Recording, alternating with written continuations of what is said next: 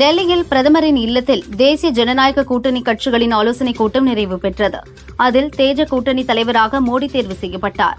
தொடர்ந்து கூட்டணி ஆட்சி அமைப்பதற்கு கூட்டணி தலைவர்கள் அனைவரும் ஒப்புதல் அளித்தனர். அதன்படி 3வது முறையாக பாஜக ஆட்சி அமைக்க உள்ளது. இண்டி கூட்டணி கூட்டம் டெல்லியில் துவங்கியது. இதில் கூட்டணி கட்சி தலைவர்கள் பங்கேற்றனர். லோக்சபா தேர்தலில் இக்கூட்டணிக்கு 232 எம்பிக்கள் உள்ளனர். பெரும்பான்மை கிடைக்காத நிலையில் இன்று இண்டி கூட்டணி ஆலோசனைக் கூட்டம் டெல்லியில் காங்கிரஸ் தலைவர் மல்லிகார்ஜுன கார்கே இல்லத்தில் கூடியது. மத்தியில் மோடி தலைமையில் ஆட்சி அமைவதற்கு தெலுங்கு தேசம் கட்சித் தலைவர் சந்திரபாபு நாயுடுவும் பீகார் முதல்வர் நிதிஷ்குமாரும் சம்மதம் தெரிவித்து கடிதம் கொடுத்துள்ளனர். பிரதமர் மோடி இல்லத்தில் இன்று நடந்த ஆலோசனைக் கூட்டத்தில் என்டிஏ கூட்டணி கட்சித் தலைவர்கள் அனைவருமே அவர்களது கட்சி ஆதரவை தெரிவித்து கடிதம் கொடுத்துள்ளனர். சந்திரபாபு நாயுடு மற்றும் நிதிஷ்குமாரின் ஆதரவு கடிதம் மூலம் இண்டி கூட்டணியின் ஆட்சி கனவு நிறைவேறா நிலைக்கு தள்ளப்பட்டுள்ளது. பிரதமர் பதவியை மோடி ராஜினாமா செய்தார். ஜனாதிபதி திரௌபதி முர்முவை சந்தித்து ராஜினாமா கடிதத்தையும் வழங்கினார். தற்போதைய லோக்சபாவை கலைத்து மீண்டும் ஆட்சி அமைக்க உரிமை கோரினார். ஜூன் 8ஆம் தேதி மீண்டும் பிரதமராக மோடி பதவியேற்கிறார். மேற்கு வங்கத்தில் கடும் போராட்டத்தால் திரிணாமுல் காங்கிரஸ் 29 தொகுதிகளை வென்றது. கடந்த முறை 18 சீட்டில் வென்ற பாஜக இம்முறை 12 தொகுதிகளையே வென்றது. 2019இல் 2 சீட்டில் வென்ற காங்கிரஸ் இம்முறை 1 மட்டுமே வென்றது. மார்க்சிஸ்டுக்கு போன முறையைப் போலவே இம்முறையும் 0 தான். பிரதமர் மோடி தலைமையில் புதிய அரசு அமைய வேண்டும் என விரும்புகிறோம் என்று கர்நாடக முன்னாள் முதல்வர் குமாரசாமி தெரிவித்துள்ளார். சந்திரபாபு நாயுடுவும் நிதிஷ்குமாரும் என்டிஏ கூட்டணியை விட்டு செல்ல மாட்டார்கள். தேச வளர்ச்சிக்கு இண்டி கூட்டணியால் எந்த பயனும் இல்லை என்றும் அவர் கூறியுள்ளார். தமிழகத்தில் பாரதிய ஜனதா கட்சியை வளர்க்கத்தான் நான் வந்திருக்கிறேன். நோட்டா கட்சி என்று சொன்னவர்களுக்கு முன்னால் பாரதிய ஜனதா தொண்டர்களை தலை நிமிர்ந்து போக செய்திருக்கிறோம். நாவடக்கம் என்பது அதிமுகவினருக்கும் இருந்திருக்க வேண்டும். நான் இப்படிதான் அரசியல் செய்வேன், அனுசரணையாக அரசியல் நடத்த வேண்டும் என மேலிடம் விரும்பினால் அதற்கு நான் தடையில்லை என பாரதிய ஜனதா மாநில தலைவர் அண்ணாமலை தெரிவித்துள்ளார். தமிழக பாஜக தலைவர் அண்ணாமலை வெளியிட்டுள்ள அறிக்கையில் கூறியதாவது: இம்முறை மக்களின் பிரதிநிதிகளாக பார்லிமெண்ட் செல்ல முடியவில்லை என்ற வருத்தம் உள்ளது. எனினும் வரும் காலங்களில் உங்களின் அன்பையும் அங்கீகாரத்தையும் பெற எங்கள் உழைப்பை இரட்டிப்பாக்குவோம். தமிழக மக்களின் நலனுக்கான குரலாய் தேசிய ஜனநாயக கூட்டணியின் குரலும் தமிழக பாஜகவின் குரலும் தொடர்ந்து ஒலிக்கும் என அறிக்கையில் குறிப்பிட்டுள்ளார். தமிழகத்தில் நடைபெற்று முடிந்த லோக்சபா தேர்தலில் பெரிய கட்சிகளின் ஓட்டு சதவீதத்தை குறைத்திருக்கிறோம். கோவையில் பாரதிய ஜனதாவுக்கு 4.5 லட்சம் ஓட்டுகளை மக்கள் அளித்தது பெரிய நம்பிக்கையை தருகிறது. தமிழகம் முழுவதும் பாஜக போட்டியிட்ட 23 தொகுதிகளில் 11.5% ஓட்டுகளை பெற்றுள்ளோம். இது எங்களது நீண்ட பயணத்தின் ஒரு மைல்கல் என்று பாரதிய ஜனதா மாநில தலைவர் அண்ணாமலை கூறியுள்ளார். திராவிட கட்சிகள் தமிழகத்துக்கு வேண்டாம் என்ற செய்தியை மக்கள் ஆதரவு மூலம் நாம் தமிழர் கட்சியும் வலியுறுத்தி இருக்கிறது. அந்த கட்சி நேர்மையாக அரசியல் செய்து தேர்தலை சந்தித்துள்ளது. அதை நானும் களத்தில் பார்த்தேன். அவர்களுக்கும் மக்கள் ஆதரவு அளித்துள்ளனர். சித்தாந்த ரீதியில் பாஜகவுக்கு அவருடைய கட்சிக்கும் வேறுபாடுகள் இருந்தாலும் குறிப்பிடத்தக்க ஓட்டு சதவீதத்தை பெற்றுள்ளனர். அதற்காக அக்கட்சி ஒருங்கிணைப்பாளர் சீமானை பாராட்டுகிறேன் என பாஜக மாநில தலைவர் அண்ணாமலை கூறியுள்ளார். லோக்சபா தேர்தலில் மாபெரும் வெற்றி பெற்றுள்ள என்னுடைய அருமை நண்பர் முதல்வர் ஸ்டாலின், மற்றொரு நண்பர் சந்திரபாபு நாயுடுவுக்கு வாழ்த்துக்கள். 3வது முறையாக மோடி பிரதமராக பதவியேற்க இருக்கிறார். அவருக்கும் என்னுடைய வாழ்த்துக்கள் என ரஜினிகாந்த் கூறினார். 96 கோடிக்கும் அதிகமான வாக்காளர்களை கொண்ட இந்தியாவில் தொடர்ந்து 2 முறை ஆட்சியை தக்க வைப்பதே பெரும் சாதனை. ஆனால் மோடி தலைமையிலான பாஜக அரசு 3வது முறையாக தக்கவைத்து சாதனை படைத்துள்ளது. காங்கிரஸ் உள்ளிட்ட இண்டி கூட்டணி கட்சிகள் பெற்ற ஒட்டுமொத்த இடங்களை விட பாஜக பெற்ற இடங்கள் அதிகம். பாஜக கூட்டணி பெரும்பான்மைக்கும் பெற்றது வரலாற்று சாதனை என பாஜக எம்எல்ஏ வானதி தெரிவித்துள்ளார். பாரதிய ஜனதா தலைமையிலான தேசிய ஜனநாயக கூட்டணியுடன் பயணிப்பதில் உறுதியாக உள்ளதாக சந்திரபாபு நாயுடு திட்டவட்டமாக கூறியுள்ளார். ராமரும் விவேகானந்தரும் மோடியை கைவிட்டார்கள். வாரணாசி மக்களே மோடியை புறக்கணித்துள்ளனர் என தமிழக காங்கிரஸ் தலைவர் செல்வ பெருந்தகை தெரிவித்தார். கோவை, திருப்பூர், தேனி, திண்டுக்கல், நீலகிரி, திருப்பத்தூர், வேலூர் உள்பட 15 மாவட்டங்களில் இன்று கனமழைக்கு வாய்ப்புள்ளதாக சென்னை வானிலை ஆய்வு மையம் தெரிவித்துள்ளது. ஜம்மு காஷ்மீர் பாரமுல்லா தொகுதியில் தேசிய மாநாட்டு கட்சியின் தலைவரும் முன்னாள் முதல்வருமான ஒமர் அப்துல்லா அதிர்ச்சி தோல்வி அடைந்தார். சுயேட்சை வேட்பாளர் அப்துல் ரஷீத் அமோக வெற்றி பெற்றார். பயங்கரவாதிகளுக்கு நிதி வழங்கிய வழக்கில் சட்டவிரோத செயல்பாடுகள் தடுப்பு சட்டத்தின் கீழ் கைது செய்யப்பட்ட அவர் 5 ஆண்டுகளாக டில்லி திகார் சிறையில் உள்ளார். அப்துல் ரஷீத்துக்காக தேர்தல் பிரச்சாரத்தை அவரது 2 மகன்கள் செய்தனர். இந்த சூழ்நிலையில் 1 லட்சத்துக்கும் அதிகமான ஓட்டுகள் வித்தியாசத்தில் ஒமர் அப்துல்லாவை அவர் தோற்கடித்துள்ளார். மத்தியில் இண்டி கூட்டணி ஆட்சிக்கு வந்தால் ஏழை பெண்களுக்கு ஆண்டுக்கு 1 லட்சம் ரூபாய் வழங்கப்படும் என காங்கிரஸ் கட்சி தேர்தல் வாக்குறுதி அளித்தது. இதை நம்பி உத்தரப்பிரதேசத்தில் அந்த கட்சிக்கு பெண்கள் பெருமளவு ஓட்டு போட்டனர்.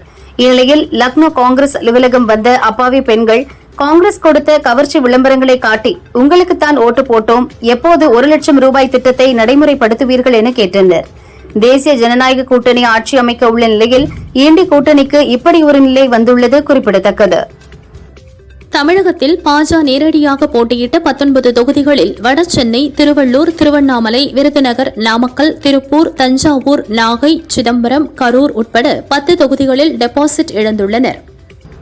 லோக்சபா தேர்தலில் பாஜக 240 தொகுதிகளிலும் கூட்டணி கட்சிகள் 52 தொகுதிகளிலும் வெற்றி பெற்றுள்ளன. பெரும்பான்மைக்கு தேவையான 272 சீட்டுகளை பாஜக கூட்டணி பெற்றுள்ளது. பிரதமர் மோடி தலைமையில் இன்று மத்திய அமைச்சரவை கூட்டம் கூடியது.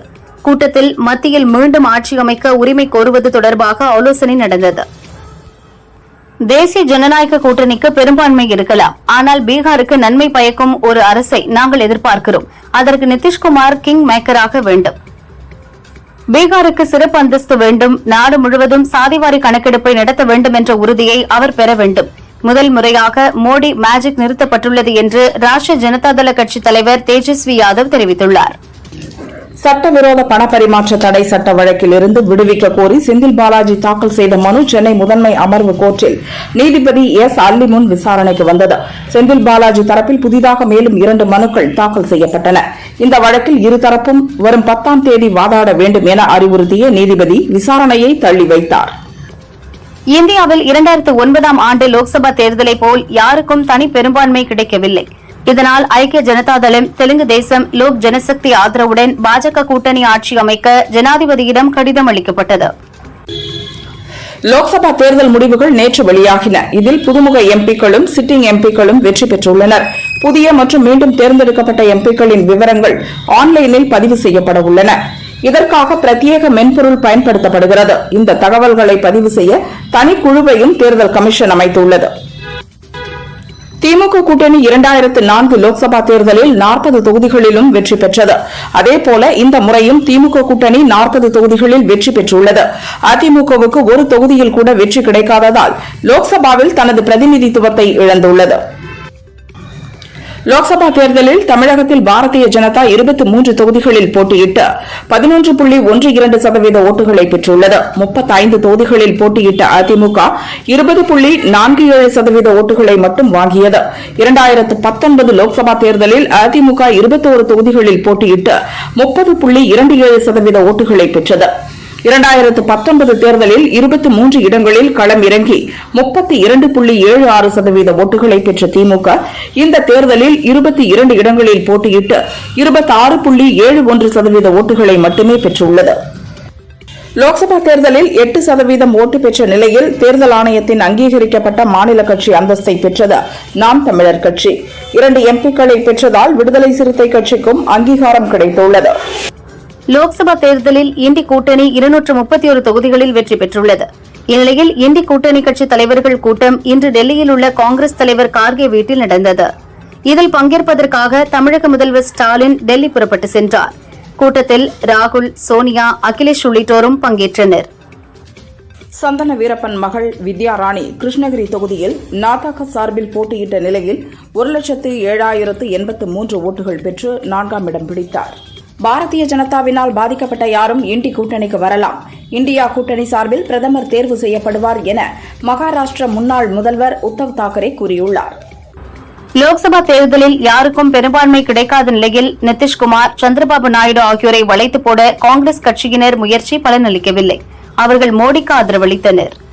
தேசிய அளவில் எதிர்பார்க்கப்பட்ட கோவை லோக்சபா தொகுதியில் தமிழக பாரதிய ஜனதா தலைவர் அண்ணாமலை தோல்வியடைந்திருப்பது அரசியல் அரங்கில் பெரும் அதிர்வலைகளை ஏற்படுத்தியுள்ளது. அசாம் மாநிலம் துப்ரி தொகுதியில் காங்கிரஸ் சார்பாக போட்டியிட்ட ரஹீஃபுல் ஹுசைன் 10,12,476 ஓட்டு வித்தியாசத்தில் வெற்றி பெற்றார். மும்பை வடமேற்கு தொகுதியின் சிவசேனா கட்சி வேட்பாளர் ரவீந்திர தத்தாகிராம் குறைந்தபட்ச 48 ஓட்டு வித்தியாசத்தில் வெற்றியடைந்தார். இதுபோன்ற தேர்தலை நான் வரலாற்றில் பார்த்ததே இல்லை. ஆந்திராவில் 5 ஆண்டுகளாக ஒய்எஸ்ஆர் காங்கிரசால் பாதிக்கப்பட்டவர்கள் தெலுங்கு தேசத்தை வெற்றி பெற வைத்தனர். தூக்கமில்லா இரவுகள், நெருக்கடிகளை கடந்து வந்துள்ளதாக சந்திரபாபு நாயுடு கூறினார். விருதுநகர் லோக்சபா தொகுதியில் 3வது முறையாக வெற்றி பெற்று எம்பியாகியுள்ளார் காங்கிரஸ் வேட்பாளர் மாணிக்கம் தாக்கூர். விஜயகாந்த் மகன் விஜய பிரபாகரனையும் நடிகர் சரத்குமார் மனைவி ராதிகாவையும் வீழ்த்தி வெற்றி பெற்றுள்ளார். இதற்கு முன்பு வைகோவை தோற்கடித்த சாதனையும் இவரை சார்ந்ததே. இவர் ராகுலின் நெருங்கிய அனுதாபியும் ஆவார். சேலம் மாவட்டத்தில் 20 ஆண்டுகளுக்கு மேலாக அதிமுக ஆதிக்கம் செலுத்தி வருகிறது. 2011 தேர்தலில் சேலம் மாவட்டத்தில் உள்ள 11 சட்டசபை தொகுதிகளையும் அதிமுக கூட்டணி கைப்பற்றின. 2016, 2021 தேர்தல்களில் 10 தொகுதிகளை அதிமுக கூட்டணி கைப்பற்றின. லோக்சபா தேர்தலை பொறுத்தவரை 1999, 2009, 2014 நடந்த லோக்சபா தேர்தல்களில் சேலத்தில் அதிமுக வெற்றி பெற்றது. இதனால் அதிமுகவின் கோட்டையாகவே சேலம் தொகுதி கருதப்பட்டது. 2019, 2024 திமுக வெற்றி பெற்றது. இது பழனிசாமிக்கு பின்னடைவாக கருதப்படுகிறது. தமிழகத்தில் நோட்டாவுக்கு 4.5 லட்சம் ஓட்டுகள் பதிவாகியுள்ளது. அதிகபட்சமாக ஸ்ரீபெரும்புதூரில் 26,450 ஓட்டுகள் பதிவாகியது. லோக்சபா தேர்தல் முடிவுகள் நேற்று வெளியாகின. இதில் பாரதிய ஜனதா சார்பில் போட்டியிட்ட 13 மத்திய அமைச்சர்கள், இணை அமைச்சர்கள் தோல்வியை தழுவியுள்ளனர். தொகுதிகளில் நன்கு அறிமுகமான மத்திய அமைச்சர்களே தோல்வியடைந்தது பாரதிய ஜனதா தலைமையை அதிர்ச்சியடைய வைத்துள்ளது. எல்லா காரணங்களும் ஒருபுறம் இருந்தாலும் கோவையை பொறுத்தவரை எம்எல்ஏ மற்றும் எம்பிக்கள் யாராக இருந்தாலும் வெளியூர்காரர்கள் இதுவரை ஜெயித்ததில்லை என்ற வரலாறும் உள்ளது. உள்ளூர்காரரான பாஜவின் வானதி சட்டசபை தேர்தலில் வெறும் 2000 ஓட்டு வித்தியாசத்தில் மட்டுமே மக்கள் நீதி மய்யம் கமலஹாசன் வெற்றி பெற்றார் என்பது குறிப்பிடத்தக்கது. ஆக கோவையின் அனைத்து தரப்பு வாக்காளர்களையும் திருப்திப்படுத்தும் வகையில் பாஜகவின் வேகம் விவேகமாக மாற வேண்டும் என்பதே அரசியல் நோக்கர்களின் கருத்தாக உள்ளது. லோக்சபா தேர்தலில் பாஜ தலைமையிலான தேஜ கூட்டணி 292 இடங்களை கைப்பற்றி 3வது முறையாக ஆட்சியமைக்க உள்ளது. இருப்பினும் தனி பெரும்பான்மை இல்லை. 131 SC/ST இடங்களில் பாஜ பெரிய வெற்றியை பெறவில்லை. அதிக லோக்சபா இடங்களை கொண்ட மாநிலங்கள் பாஜவுக்கு கை கொடுக்க தவறிவிட்டன. தமிழகத்தில் பாஜவிற்கு இடமே இல்லை, இங்கு தாமரை மலராது என்பதை மிக தெளிவாக மக்கள் தெளிவுபடுத்தியுள்ளதாக கனிமொழி கூறியுள்ளார். தமிழகத்துல பாஜகவுக்கு இடமே இல்லை என்பதை இங்க தாமரை மலராது அப்படிங்கறத மிக தெளிவாக தமிழக மக்கள் தெளிவுபடுத்தி இருக்கிறார்கள். அதனால நிறைய பேர் கனவோடு இருந்தார்கள். அந்த கனவெல்லாம் தெளிவாக்கப்பட்டிருக்கக்கூடிய ஒரு சூழலை தமிழ்நாட்டிலே நாம் பார்த்துக் கொண்டிருக்கிறோம். நாட்டின் பிரதமராக 3வது முறையாக பதவியேற்க உள்ள மோடிக்கு பாமக சார்பில் வாழ்த்துக்களை தெரிவித்துக் கொள்கிறேன். நாட்டின் வளர்ச்சிக்காகவும் முன்னேற்றத்திற்காகவும் கடந்த 10 ஆண்டுகளில் படைத்த சாதனைகள் ஈடு இணையற்றவை. அடுத்த 5 ஆண்டுகளில் அனைத்து எதிர்பார்ப்புகளையும் நீங்கள் நிறைவேற்றுவீர்கள் என பாமக தலைவர் அன்புமணி கூறியுள்ளார். வேலூர் சிஎம்சி ஹாஸ்பிட்டலில் சிகிச்சை பெற்று வரும் அழகிரி மகன் துரை தயாநிதியை நடிகர் SV சேகர் சந்தித்து நலம் விசாரித்தார். பின்னர் செய்தியாளர்களை சந்தித்த அவர் அண்ணாமலை தன்னைத்தானே தோல்வியடைய வைத்து விட்டார். அண்ணாமலை தலைமையில் தமிழக பாஜக பூஜ்ஜியத்தை அடைந்துள்ளது. நடிகர் விஜய் அரசியலுக்கு வந்தால் பாஜக 2% ஓட்டை தான் பெறும் என்றும் தெரிவித்தார். மதுரை ஏர்போர்ட்டில் வருவாய் அமைச்சர் சாத்து ராமச்சந்திரன் செய்தியாளர்களை சந்தித்தார். இந்தியாவில் ஒரு மாநிலத்தில் முழுமையாக வெற்றியடைந்த ஒரே தலைவர் முதல்வர் ஸ்டாலின் தான் என கூறினார். மதுரை ஏர்போர்ட்டில் சிவகங்கை காங்கிரஸ் MP கார்த்தி செய்தியாளர்களை சந்தித்தார். அவர் கூறுகையில், அதிமுக பெரிய கட்சி, அதை குறைத்து மதிப்பிட மாட்டேன். சர்வாதிகாரிக்கு மக்கள் குட்டு வைத்துள்ளனர் என கார்த்தி கூறினார். புதுடெல்லி MP தொகுதியில் பாரதிய ஜனதா வேட்பாளராக முன்னாள் மத்திய அமைச்சர் சுஷ்மா ஸ்வராஜ் மகள் பன்சூரி ஸ்வராஜ் போட்டியிட்டு வெற்றி பெற்றுள்ளார். வெற்றி எனது பொறுப்புகளை அதிகரித்துள்ளது. அந்த பொறுப்பு என் அம்மா மக்கள் பிரதிநிதியாக இருந்ததால் வரவில்லை, மோடியின் சிப்பாயாக இருப்பதால் வந்துள்ளது என்றார். மதுபான கொள்கை முறைகேடு வழக்கில் கைது செய்யப்பட்டவர் டெல்லி முதல்வர் கெஜ்ரிவால். தேர்தல் பிரச்சாரத்துக்காக மே 10 சுப்ரீம் கோர்ட் அவருக்கு 21 நாள் இடைக்கால ஜாமீன் வழங்கியது. இந்நிலையில் இடைக்கால ஜாமீனை 1 வார காலம் நீட்டிக்க வேண்டும் என கெஜ்ரிவால் சுப்ரீம் கோர்ட்டில் முறையிட்டார். அதை அவசரமாக ஏற்க நீதிபதிகள் மறுத்து வழக்கை ஜூன் 5ஆம் தேதிக்கு ஒத்திவைத்தனர். இதனால் கெஜ்ரிவால் மீண்டும் சிறை சென்றார். இன்று அவரது வழக்கு விசாரணைக்கு வந்தது. இடைக்கால ஜாமீன் கோரிக்கையை நீதிபதிகள் நிராகரித்தனர். ஜூன் 19 வரை சிறையில் இருக்கவும் உத்தரவிட்டனர். பீகார் மாநிலம் பாட்னாவில் NDA கூட்டணியின் வெற்றியை முன்னெடுத்து சென்ற பிரதமர் மோடிக்கும் பீகார் முதல்வர் நிதிஷ்குமாருக்கும் பாராட்டு தெரிவித்து பேனர்கள் வைக்கப்பட்டுள்ளன. ஒரு சில தொகுதியில் குறைந்த ஓட்டுகள் வித்தியாசத்தில் திமுக கூட்டணி வேட்பாளர்கள் வெற்றி பெற்றுள்ளனர். விருதுநகர் காங்கிரஸ் வேட்பாளர் மாணிக்கம் தாக்கூர், தருமபுரி திமுக வேட்பாளர் மணி, நாமக்கல் கோமா தேக வேட்பாளர் மாதேஸ்வரன், கள்ளக்குறிச்சி திமுக வேட்பாளர் மலையரசன், சேலம் திமுக வேட்பாளர் செல்வகணபதி ஆகியோர் குறைந்த ஓட்டு வித்தியாசத்தில் வெற்றி பெற்றனர். தமிழகம் புதுச்சேரியில் உள்ள 40 எம்பி தொகுதிகளிலும் போட்டியிட்ட நாம் தமிழர் கட்சி கன்னியாகுமரி, ஈரோடு, கள்ளக்குறிச்சி, நாகை, திருச்சி, புதுச்சேரியில் 3வது இடத்தை பெற்றுள்ளது. சிவகங்கை, ஸ்ரீபெரும்புதூர், நாகை, தென்காசி, மயிலாடுதுறை, திருவள்ளூர், தூத்துக்குடி, தஞ்சாவூர், பெரம்பலூர், காஞ்சிபுரம், திருச்சி, கிருஷ்ணகிரியில் 1,00,000க்கும் அதிகமான ஓட்டுகளை பெற்றுள்ளது. சிவகங்கை தொகுதியில் அதிகபட்சமாக 1,63,412 ஓட்டுகளை அக்கட்சி பெற்றுள்ளது. தமிழகத்தில் வெற்றியை பெறாவிட்டாலும் அசைக்க முடியாத சக்தி என்பதை இந்த தேர்தல் மூலம் பாஜக நிரூபித்துள்ளது. நீலகிரி தொகுதியில் போட்டியிட்ட எனக்கு வாக்களித்த அனைவருக்கும் நன்றியை தெரிவித்துக் கொள்கிறேன் என்று மத்திய அமைச்சர் எல் முருகன் தெரிவித்துள்ளார். டெல்லி பிரதேசத்தில் உள்ள 7 தொகுதியிலும் பாஜக அமோக வெற்றி பெற்றது. இந்நிலையில் வெற்றி பெற்ற பாஜக வேட்பாளர்கள் டெல்லி மாநில பாஜக தலைவர் வீரேந்திர சச்தேவாவை சந்தித்து வாழ்த்து பெற்றனர். அவர்களுக்கு இனிப்புகள் கொடுத்து பாஜக மாநில தலைவர் பாராட்டினார். ஜார்க்கண்டில் முதல்வராக இருந்த ஹேமந்த் சோரன் காண்டி சட்டசபை தொகுதியில் வெற்றி பெற்ற மனைவி கல்பனாவை விரைவில் மாநில முதல்வராக தேர்வு செய்ய உள்ளார் என கட்சி வட்டாரங்கள் தெரிவிக்கின்றன. ஒடிசா சட்டசபை தேர்தல் பாஜ அமோக வெற்றி பெற்று ஆட்சியை பிடித்தது. இதனால் தனது முதல்வர் பதவியை பிஜு ஜனதா தள தலைவர் நவீன் பட்நாயக் ராஜினாமா செய்தார். கவர்னர் ரகுபர் தாஸை நேரில் சந்தித்து ராஜினாமா கடிதத்தை வழங்கினார். தொடர்ந்து 24 ஆண்டுகளாக ஆட்சியில் இருந்த நவீன் பட்நாயக் ஆட்சியை இழந்துள்ளது குறிப்பிடத்தக்கது. லோக்சபா தேர்தலில் பாரதிய ஜனதா வென்ற நிலையில் பிரதமர் மோடிக்கு பல்வேறு நாடுகளின் தலைவர்கள் வாழ்த்து தெரிவித்துள்ளனர். மாலத்தீவு அதிபர் முகமது முய்சு, இலங்கை அதிபர் ரணில் விக்ரமசிங்கே, அமெரிக்க வெளியுறவுத்துறை செய்தி தொடர்பாளர் மேத்யூ மில்லர், நேபாள பிரதமர் புஷ்ப கமல் தஹால் உள்ளிட்டோர் வாழ்த்து தெரிவித்தனர். நாடு முழுதும் மே 5ஆம் தேதி நடந்த நீட் தேர்வு முடிவு வெளியானது. 24,06,000 பேர் தேர்வு எழுதியதில் 13,16,000 மாணவர்கள் தேர்ச்சி பெற்றுள்ளனர். தமிழகத்தில் 89,000 பேர் தேர்ச்சி பெற்றனர். தேசிய அளவில் 67 மாணவர்கள் 720க்கு 720 மதிப்பெண்கள் பெற்றுள்ளனர். இவர்கள் நாடு முழுதும் உள்ள 80,000 மருத்துவ இடங்களுக்கு போட்டியில் உள்ளனர். திண்டுக்கல் மாவட்டம் பி குறும்பப்பட்டியில் எல்லம்மாள், ஐனேரியம்மாள், கருப்பசாமி கோவில் விழாவில் பக்தர்கள் தலையில் தேங்காய் உடைத்தும் பூசாரியிடம் சாட்டையடி பெற்றும் வினோத நேர்த்திக்கடன் செலுத்தி வழிபாடு செய்தனர். வைகாசி மாத பிரதோஷத்தை முன்னிட்டு தஞ்சை பெரிய கோவிலில் உள்ள நந்தியம் பெருமானுக்கு 11 வகை மூலிகை பொருட்களால் சிறப்பு அபிஷேகம் நடந்தது. பிரதோஷம் அன்று நந்தி பெருமானை வழிபட்டால் சகல ஐஸ்வர்யங்கள் கிட்டும் என்பதால் ஏராளமான பக்தர்கள் வழிபாடு செய்தனர். திருவள்ளூர் மாவட்ட கலெக்டர் அலுவலகம் அருகே மரத்தில் இருந்த தேன்கூடு கலைந்ததால் தேனீக்கள் அந்த வழியே சென்றவர்களை கொட்டியதில் பலருக்கு காயம் ஏற்பட்டது. 62 வயது முதியவர் ஒருவர் பலத்த காயத்துடன் ஆஸ்பத்திரியில் அனுமதிக்கப்பட்டார். திருப்பத்தூர் மாவட்டம் மாம்பூர் சுற்றுவட்டார பகுதிகளில் 1 மணி நேரத்திற்கும் மேலாக கனமழை பெய்தது. சாலைகளில் மழைநீர் பெருக்கெடுத்து ஓடியது. இதனால் வாகன ஓட்டிகள் மிகுந்த சிரமத்திற்கு உள்ளாகினர். கன்னியாகுமரி லோக்சபா விளவங்கோடு இடைத்தேர்தலில் அதிமுக அதல பாதாளத்துக்கு சென்றது. நாம் தமிழர் கட்சி வேட்பாளரை விட குறைவான ஓட்டுகள் பெற்றது. இதே நிலைதான் விளவங்கோடு சட்டசபை தொகுதியிலும் நடந்தது. சென்னை வேளச்சேரியில் இன்று மாலை 1 மணி நேரம் கனமழை பெய்தது. இதனால் பல இடங்களில் சாலைகளில் தண்ணீர் பெருக்கெடுத்து ஓடியது. மழை நீருடன் கழிவுநீரும் கலந்து ஓடியதால் மக்கள் பெரும் சிரமத்துக்கு உள்ளாகினர். 1 மணி நேரத்துக்கே இந்த நிலை என்றால் வரும் அக்டோபர், செப்டம்பர் மாதங்களில் என்ன நிலை வருமோ என அவர்கள் அச்சத்தில் கடந்து சென்றனர். கொடைக்கானலில் இன்று வானிலை மாறி சாரல் மழை பெய்ய தொடங்கியது. இதனால் கொடைக்கானல் வந்த டூரிஸ்டுகள் மகிழ்ச்சி அடைந்தனர். கொடைக்கானல் ஏரியில் அவர்கள் குடைகளுடன் சென்று படகு சவாரி செய்து மகிழ்ந்தனர்.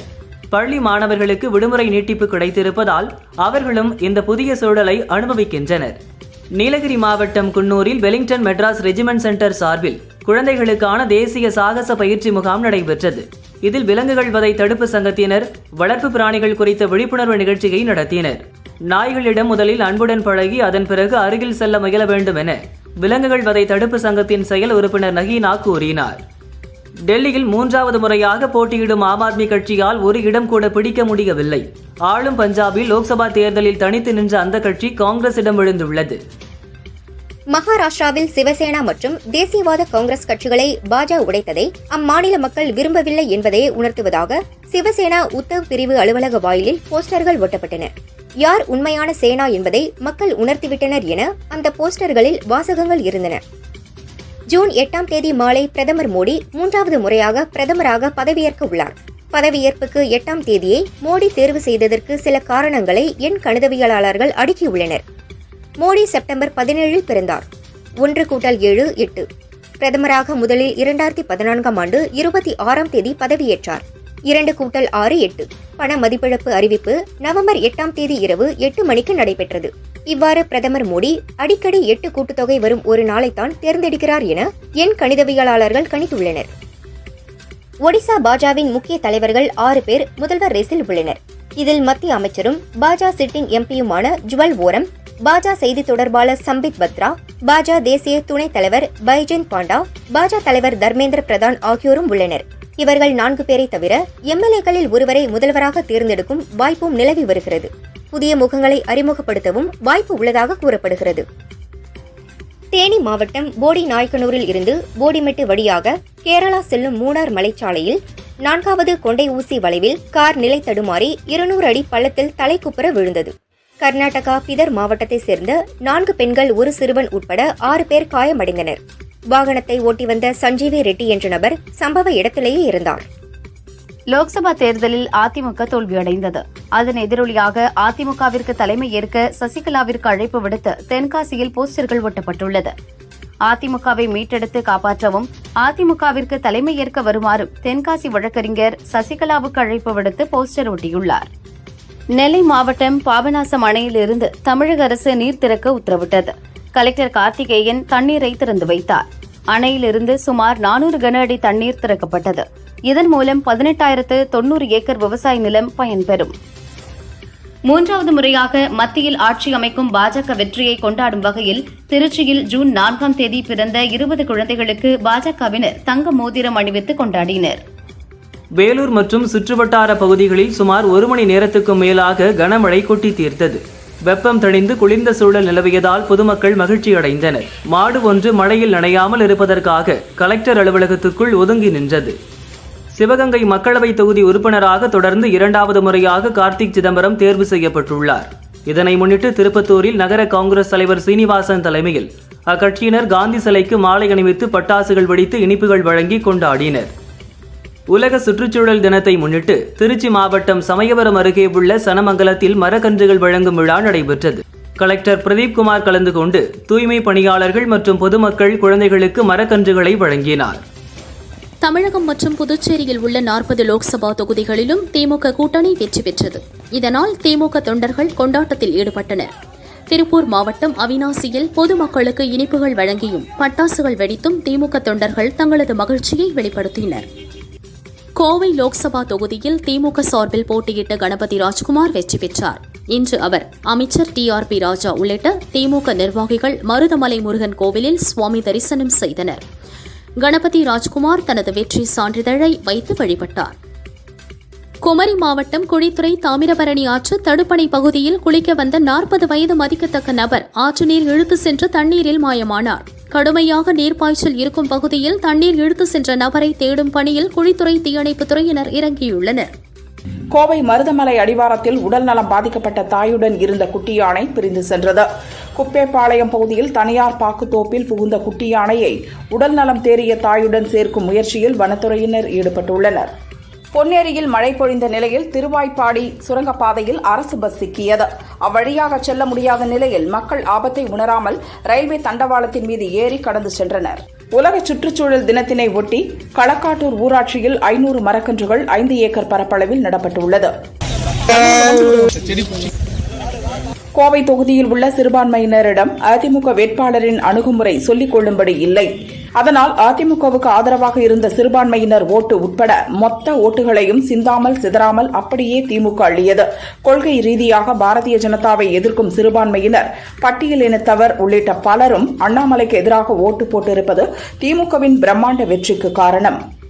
தொலைதூரம் செல்லும்போது பயணிகள் சாப்பிடுவதற்கு மற்றும் கழிவறை செல்ல நினைத்த இடங்களில் பஸ்களை நிறுத்தக்கூடாது.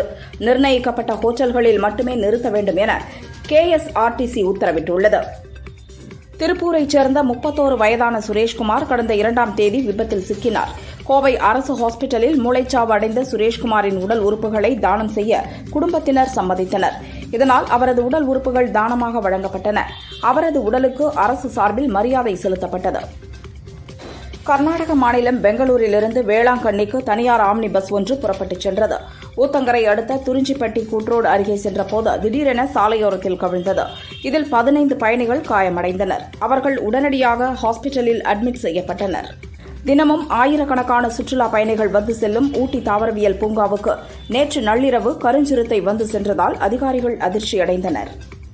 தமிழகத்தில் இனி பாரதிய ஜனதாவுக்கு இடமில்லை, இனி திமுக அதிமுகவுக்குத்தான் போட்டி என்கிறார் துரை வைகோ.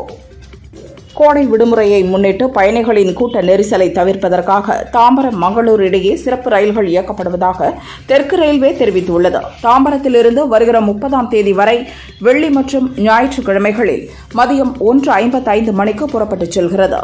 மறுமார்க்கமாக மங்களூருவிலிருந்து ஜூலை 1 வரை சனி மற்றும் திங்கட்கிழமைகளில் மதியம் 12 மணிக்கு இயக்கப்படுகிறது. காஞ்சிபுரம் மாவட்டம் சுங்குவார் சத்திரம் பஜார் பகுதியில் உள்ள பெயிண்ட் கடையில் மின்கசிவு காரணமாக தீ விபத்து ஏற்பட்டது. தீயணைப்பு வீரர்கள் விரைந்து வந்து தீயை அணைக்கும் பணியில் ஈடுபட்டனர். தீ விபத்தில் பெயிண்ட் கடையில் இருந்த பல லட்சம் மதிப்புள்ள பொருட்கள் எரிந்து சாம்பலாகின. இலங்கை தலைநகர் கொழும்புவிலிருந்து சென்னைக்கு இன்று அதிகாலை 2:10 மணிக்கும் மாலை 3:05 மணிக்கும் வரவேண்டிய ஸ்ரீலங்கன் ஏர்லைன்ஸ் விமானங்கள் ரத்து செய்யப்பட்டன. அதேபோல் சென்னையிலிருந்து இலங்கைக்கு செல்ல வேண்டிய 2 விமானங்களும் ரத்து செய்யப்பட்டன. போதிய பயணிகள் இல்லாததால் விமான சேவைகள் ரத்து செய்யப்பட்டதாக அதிகாரிகள் தெரிவித்தனர். மயிலாடுதுறை கிட்டப்பா தெருவைச் சேர்ந்தவர் அரபுதுல்லா. மாற்றுத்திறனாளியான இவர் 3 சக்கர வாகனத்தில் மனைவி ஷகிலா பானுவுடன் சென்றார். சிதம்பரம் நோக்கி சென்ற அரசு பஸ் அரபுதுல்லா வாகனம் மீது மோதியது. அரபுதுல்லா, ஷகிலா பானு ஆகியோர் படுகாயமடைந்தனர். உடனடியாக இருவரும் ஹாஸ்பிட்டலில் அட்மிட் செய்யப்பட்டனர். விபத்து தொடர்பான சிசிடிவி காட்சிகள் வைரலாகி வருகிறது. திருப்பத்தூர் மாவட்டம் கொத்துக்கோட்டை கிராமத்தைச் சேர்ந்தவர் சுரேந்தர், வயது 24. அதே பகுதியைச் சேர்ந்த சக்திவேல், தயாநிதி ஆகியோருடன் ஒரு பைக்கில் வாணியம்பாடி நோக்கி சென்றனர். அப்போது பைக் மீது கார் மோதியது. இதில் சுரேந்தர், தயாநிதி ஆகியோர் ஸ்பாட்டிலேயே பலியானார்கள். படுகாயமடைந்த சக்திவேல் ஹாஸ்பிட்டலில் அட்மிட் செய்யப்பட்டார். போலீசார் விசாரிக்கின்றனர். புதுச்சேரியின் ஏனாம் பிராந்தியத்தில் உள்ள 2 வீடுகளில் கடந்த மார்ச் மாதம் திருடு போனது. அங்கிருந்த TV, fridge, washing machine, cylinder உள்ளிட்ட அனைத்து பொருட்களையும் மர்ம நபர்கள் திருடிச் சென்றனர். இந்த திருட்டில் ஈடுபட்ட ஆந்திராவைச் சேர்ந்த செப்பல துர்கா பிரசாத் மற்றும் டொங்கா வீரபாபு ஆகியோரை போலீசார் கைது செய்தனர். இந்தோனேஷியாவில் 5.7 ரிக்டர் அளவில் சக்தி வாய்ந்த நிலநடுக்கம் ஏற்பட்டது. கடலுக்கு அடியில் 10 கிலோமீட்டர் ஆழத்தில் ஏற்பட்ட நிலநடுக்கம் காரணமாக சுனாமி எச்சரிக்கை விடுக்கப்பட்டுள்ளது. மகள் திருமேனி இயக்கத்தில் விடாமுயற்சி படத்தில் அஜித் நடித்து வந்தார். அர்ஜுன், த்ரிஷா, ரெஜினா, ஆரவ் உள்ளிட்டோர் நடிக்கின்றனர். இதன் படப்பிடிப்பு நின்ற நிலையில் குட் பேட் அக்லி படத்தில் நடிக்க தொடங்கினார் அஜித். இந்நிலையில் விடாமுயற்சி படத்தின் படப்பிடிப்பு 90% முடிந்துவிட்டதாம். 10% மட்டுமே மீதமுள்ளதாகவும் அதுவும் இம்மாதம் இறுதியில் முதல் படப்பிடிப்பு துவங்குவதாகவும் சொல்கிறார்கள். அரண்மனை 4 படம் மூலம் 100 கோடி வசூலை பெற்றார் இயக்குனர் சுந்தர் சி. இந்த படத்தில் தமன்னா, ராஷி கண்ணாவும் நடித்தனர். அடுத்தும் தமன்னா, சுந்தர் சி கூட்டணி இணையுள்ளனர். இயக்குனர் சிவாவின் உதவியாளர் பூபாலன் என்பவர் தமன்னாவிடம் ஒரு கதை சொன்னார். அதில் நடிக்க தமன்னா சம்மதம் சொல்லியிருந்தார். தற்பொழுது அந்த கதையை மட்டும் ஒரு தயாரிப்பு நிறுவனம் வாங்கியுள்ளது. அந்த கதை சுந்தர் சிக்கும் பிடித்து போக அவரே அதை இயக்கவும் சம்மதம் சொல்லியுள்ளார். நடிகரும் இசையமைப்பாளருமான பிரேம்ஜி அமரன் ஜூன் 9 இந்து என்ற பெண்ணை மணக்கிறார். இது பற்றி பிரேம்ஜியின் சகோதரர் இயக்குனர் வெங்கட் பிரபு வெளியிட்ட அறிக்கை. எங்கள் குடும்பத்தில் பல ஆண்டுகள் கழித்து ஒரு நல்ல நிகழ்வு நடக்க இருக்கிறது. வரும் ஜூன் 9 தான் விரும்பும் பெண்ணை அம்மாவின் ஆசிர்வாதத்துடன் கரம் பிடிக்கிறார் பிரேம்ஜி. சிறிய அளவில் குடும்பத்தினர் முன்னிலையில் எளிய முறையில் நடத்த உள்ளோம். மணமகள் மீடியாவைச் சேர்ந்தவர் என்று உலாவரும் புகைப்படங்கள் உண்மையல்ல. திருமணம் முடிந்த பின் நாங்களே போட்டோவை வெளியிடுகிறோம். எங்களின் பிரைவசிக்கு மதிப்பளித்து இருந்த இடத்திலேயே மணமக்களை வாழ்த்துங்கள், திருமண வரவேற்பில் சந்திப்போம் என தெரிவித்துள்ளார். நடிகர் அஜித்தின் மனைவியான ஷாலினி இன்ஸ்டாவில் உள்ளார். அதில் தனது குடும்பத்தாருடன் இருக்கும் போட்டோக்களை பகிர்ந்து வருகிறார். இந்நிலையில் எக்ஸ் தளத்தில் அவரது பெயரில் போலி கணக்கு ஒன்று உருவாக்கப்பட்டுள்ளது. அதை 80,000 பேர் பின்தொடர்கிறார்கள். இந்த விஷயம் ஷாலினிக்கு தெரியவர, நான் எந்த எக்ஸ் தளத்திலும் இல்லை, என் பெயரில் உலாவரும் கணக்கு என்னுடையது அல்ல என தெளிவுபடுத்தியுள்ளார். மலையாள நடிகர் பிருத்திவிராஜ் சில ஆண்டுகளுக்கு முன் மோகன்லாலை வைத்து லூசிபர் படத்தை இயக்கி வெற்றி பெற்றார். தற்போது இவர்கள் கூட்டணியில் இதன் 2ஆம் பாகம் எம்புரான் என்ற பெயரில் உருவாக்கி வருகிறது. படப்பிடிப்பு நடந்து வரும் சூழலில் இதில் முக்கிய வேடத்தில் நடிக்க அர்ஜுன் தாஸ் இணைந்துள்ளார். இது இவரின் முதல் மலையாள படமாகும். விவேக் குமார் கண்ணன் இயக்கத்தில் உருவாகியுள்ள கேங்ஸ்டர் படம் கொட்டேஷன் கேங். ஜாக்கி ஷெராப், பிரியாமணி, சனி லியோன், சாரா அர்ஜுன் ஆகியோர் முதன்மை வேடத்தில் நடித்துள்ளனர். தமிழ் உள்ளிட்ட 4 மொழிகளில் தயாராகியுள்ள இந்த படம் அடுத்த மாதம் ஜூலையில் ரிலீஸ் ஆவதாக சன்னி லியோன் தெரிவித்துள்ளார்.